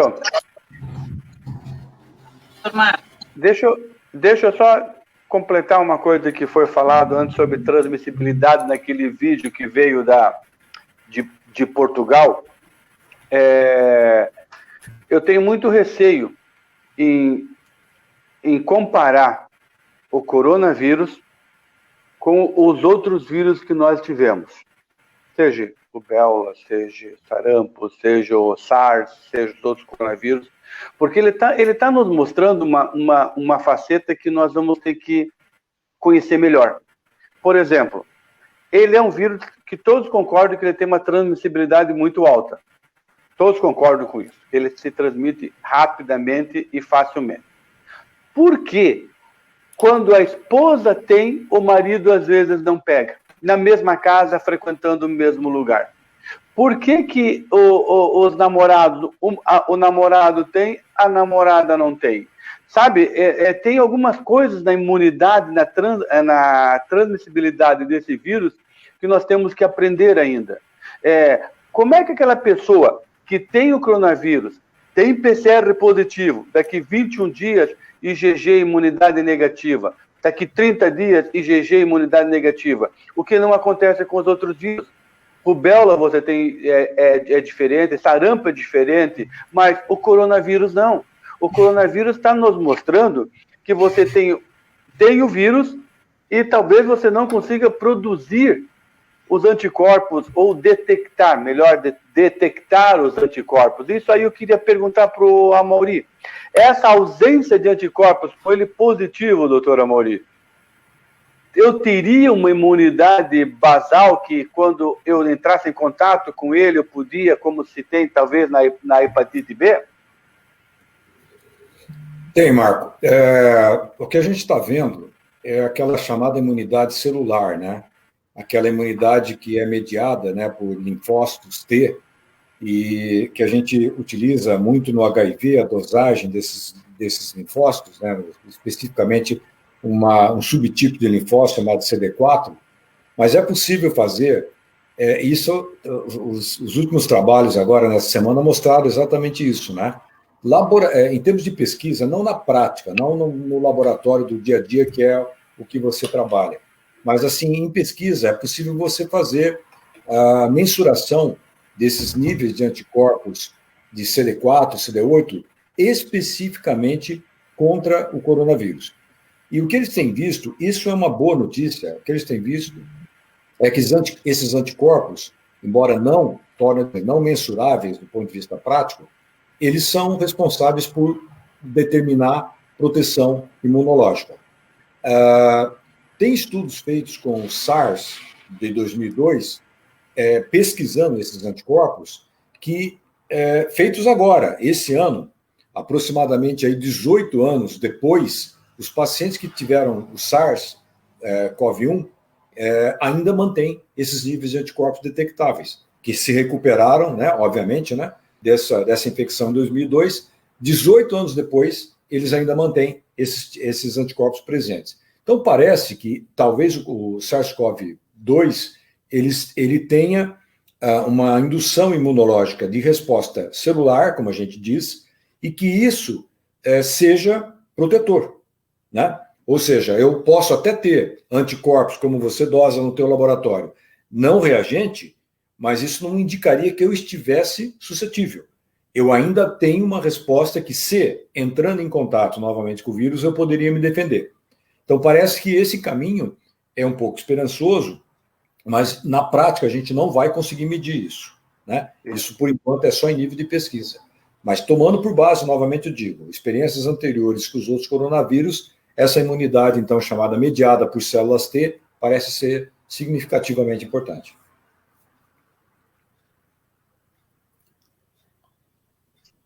Alice, faz um favor, só ver esse comentário da Daniela Baumgarten, que faz sentido aí. Eu até vou pedir que o Dr. Amaury e o Dr. Marco expliquem para a gente, que deve ser uma linguagem mais técnica, né?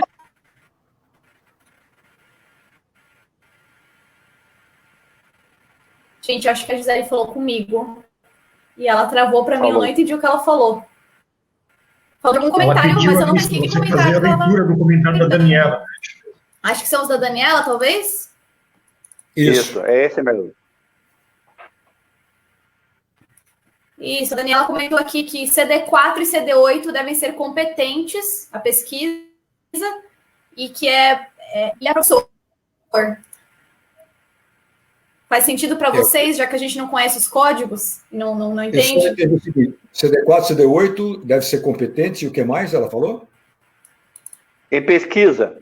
Em pesquisa, mas que é promissor. Sim, é o que eu acabei de dizer, acabei de falar.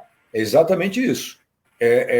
Essa mensuração de imunidade, ela parece ser extremamente promissora. Eu não sei se na prática isso vai conseguir ser feito, assim, na prática do laboratório. O Marco tem muito mais competência para dizer isso para a gente.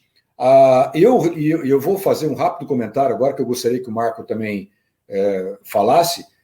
Ali hoje, sobre o mal de TOF, Marco, como metodologia para avaliar anticorpos para a corona.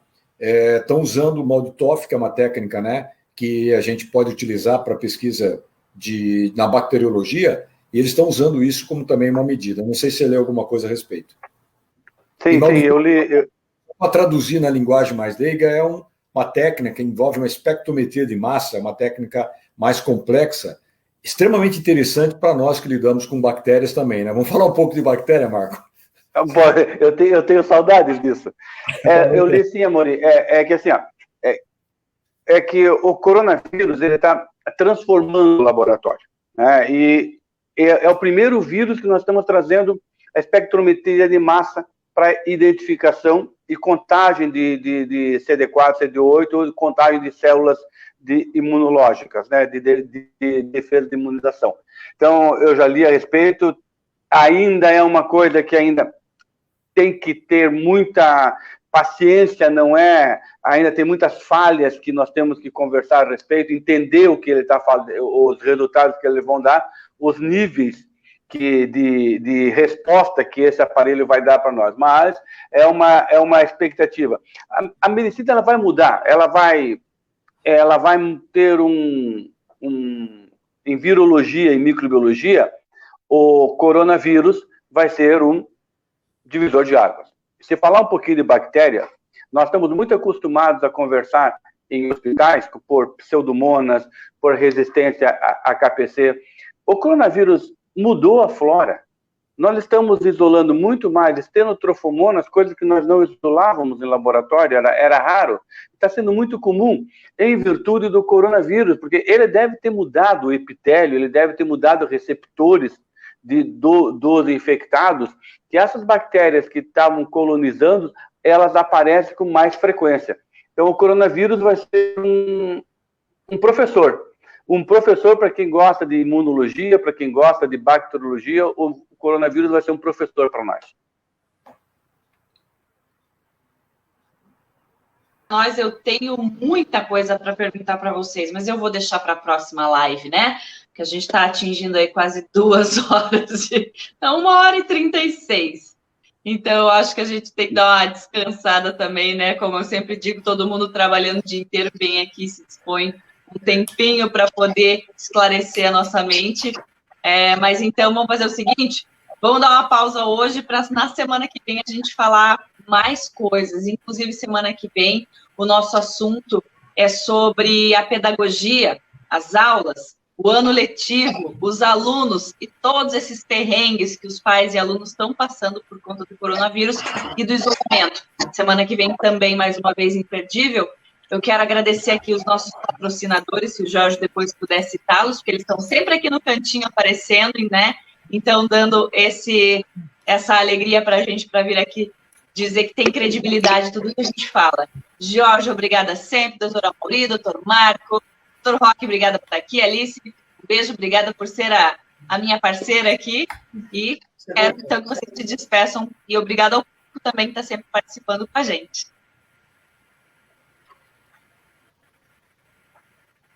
Posso falar uma coisa rapidinho? Claro. Eu sempre sou rotulado como o profeta da desgraça, mas Com certeza. eu gostaria de trazer uma observação do dia a dia que me parece bastante promissora. Nos últimos 2 dias, 3 dias contando com o dia de hoje, melhor dizendo, segunda, terça e quarta, eu tenho um consultório que é num laboratório de diagnóstico aqui em Blumenau, né? Totalmente, não tem nenhuma ligação entre o meu consultório e o laboratório, apenas uma questão física que eu trabalho lá, e eu monitoro, toda hora que eu saio, que eu venho, termino o meu consultório, eu monitoro com uma secretária responsável pelo número de exames feitos no dia, coletados lá no laboratório. E nós estamos baixando esse número, a procura. Tinha uma procura, uma demanda de 2, 3 dias para você marcar um exame. Hoje, se uma pessoa precisar, para amanhã tem. Isso me parece que a gente está estabilizando. Eu dei uma entrevista hoje para um jornal aqui da cidade, onde a temática era exatamente essa. Estamos estabilizando? Eu acredito que sim. Isso é um bom sinal, né? Lembra que a semana passada eu coloquei aqui aquele número horrendo de 300 e poucos pacientes. Hoje a gente tem 165 casos, né, documentados na data de hoje. Então, parece que a gente está, não só pelos números, mas pela própria procura, pela demanda dentro do laboratório de exames feitos em Blumenau e também de cidades vizinhas, a gente está tendo uma baixa. Tomara que se mantenha assim. Então, era a notícia boa que eu queria deixar para o pessoal que está acompanhando a gente hoje. Sua palavra, Alice.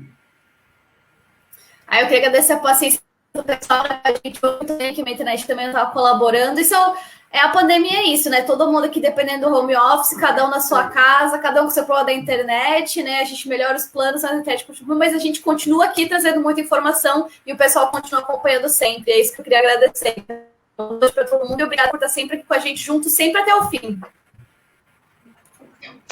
Doutor Roque, muito obrigado pela sua participação. Infelizmente, hoje nós tivemos bastante problema para poder te acompanhar e te ouvir, mas agradecemos profundamente sua presença, né? Sua palavra final também, por gentileza.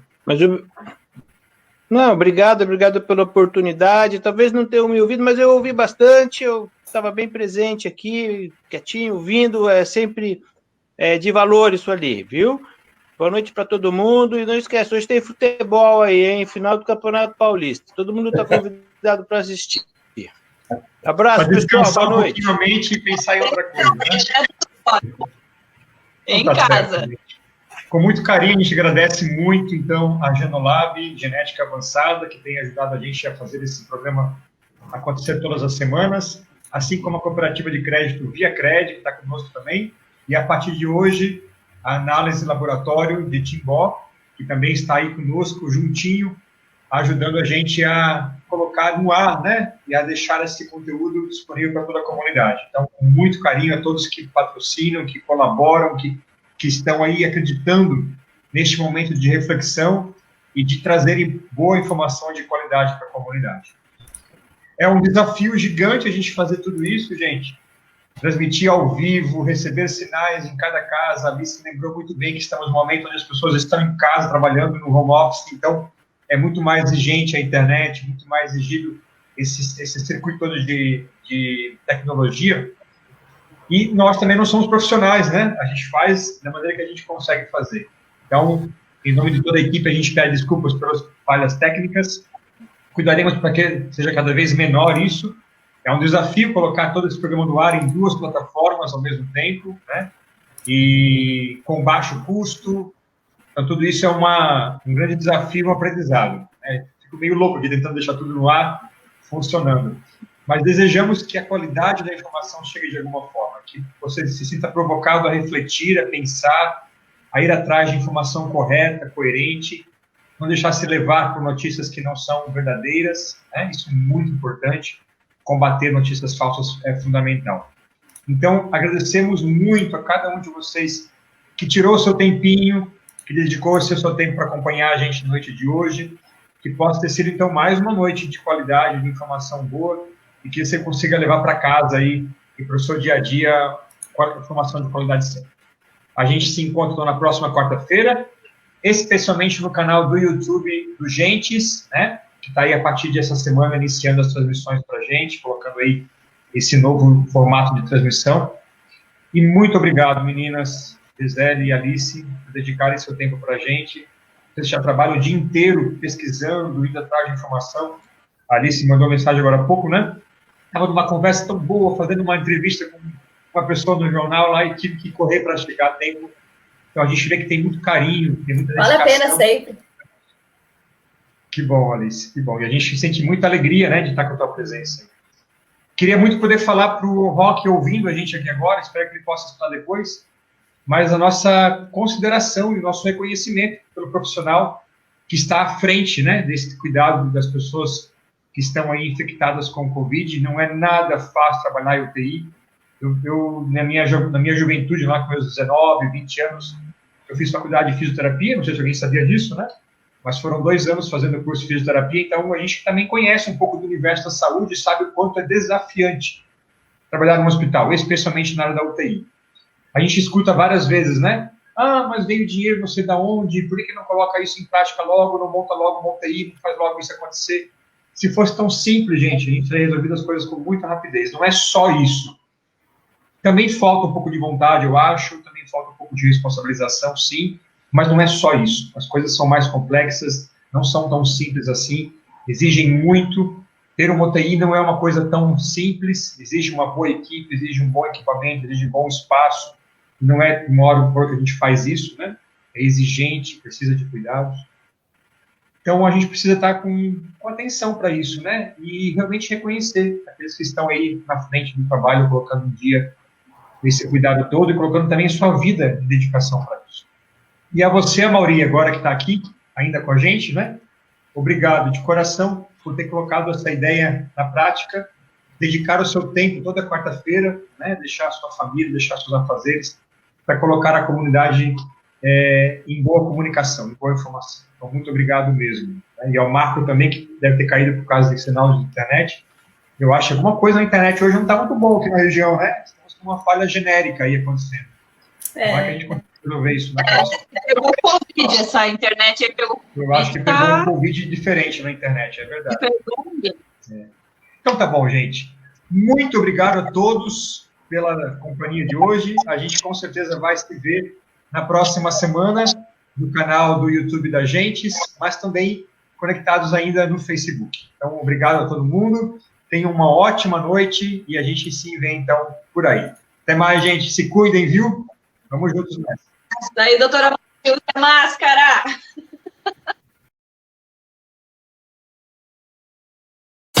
Quem usa máscara ama. Tá na cara que quem usa máscara cuida. Tá na cara que quem usa máscara sabe que a vida é valiosa. Quem usa máscara salva.